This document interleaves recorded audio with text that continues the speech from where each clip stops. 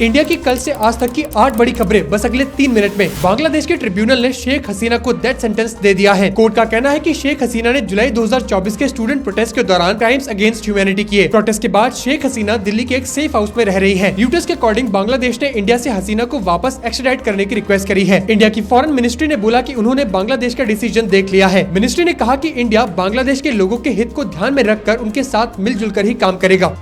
Saudi Arabia में एक खौफनाक रोड एक्सीडेंट में 45 इंडियन पिलग्रिम्स मारे गए हैं। रात के 1:30 बजे एक बस जिसमें 46 इंडियन पिलग्रिम्स ट्रैवल कर रहे थे एक ऑयल टैंकर से टकरा गई। बस में बैठे ज्यादातर पिलग्रिम्स तेलंगाना से थे और सिर्फ एक पैसेंजर की जान बची। पीएम नरेंद्र मोदी ने दुख जताया है। साथ ही उन्होंने बताया कि इंडिया सऊदी अथॉरिटीज के साथ मिलकर पूरी मदद कर रही है, जैसे बॉडीज की पहचान, इंजर्ड का ट्रीटमेंट और इमरजेंसी सपोर्ट।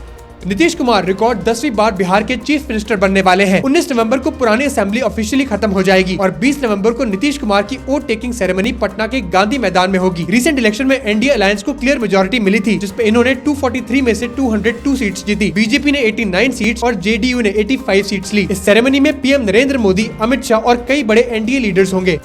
इंडिया ने अपना पहला long term LPG import contract US के साथ साइन किया है। हरदीप सिंह पुरी ने अनाउंस किया कि आईओसी, बीपीसीएल, एचपीसीएल मिलकर 2026 के लिए 2.2 मिलियन टन एलपीजी यूएस से इंपोर्ट करेंगे। ये क्वांटिटी इंडिया की एनुअल एलपीजी इंपोर्ट्स का लगभग 10% है। पहली बार इंडिया ने वेस्ट एशिया के बजाय अमेरिका को अपने एलपीजी सोर्सिंग का मेजर पार्टनर बनाया है। मुकेश अंबानी की रिलायंस रिटेल ने जर्मनी की कॉस्नोवा ब्यूटी के साथ एक पार्टनरशिप साइन करी है। इस पार्टनरशिप के अंडर एसेंस कॉस्मेटिक्स ब्रांड को इंडिया में लॉन्च किया जाएगा। एसेंस एक affordable, cruelty free European makeup brand है, जिसके 80% से ज्यादा प्रोडक्ट्स यूरोप में बनाए जाते हैं। रिलायंस का कहना है कि एसेंस के इंडिया में आने से लोगों को क्रिएटिव और फन मेकअप ऑप्शंस मिलेंगे। इस पार्टनरशिप से रिलायंस रिटेल अपनी ब्यूटी पोर्टफोलियो को एक्सपैंड कर रहा है।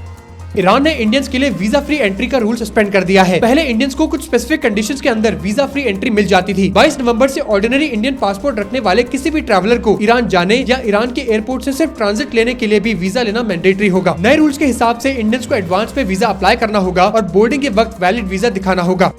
दिल्ली कार ब्लास्ट में एनआईए ने जसीर बिलाल वानी को श्रीनगर में अरेस्ट किया है। एनआईए के अकॉर्डिंग वानी ने 10 नवंबर को रेड फोर्ट के पास हुए कार ब्लास्ट को प्लान करने में इंपॉर्टेंट रोल निभाया था। रिपोर्ट्स के हिसाब से इसने सुसाइड बॉम्बर डॉक्टर उमर उन नाबी को टेक्निकल सपोर्ट दिया, जैसे ड्रोन्स मॉडिफाई करना और रॉकेट्स बनाने की कोशिश। इस केस में अब तक 8 लोग अरेस्ट हो चुके हैं और एनआईए अभी भी कई स्टेट्स में सर्चेस कर रही है।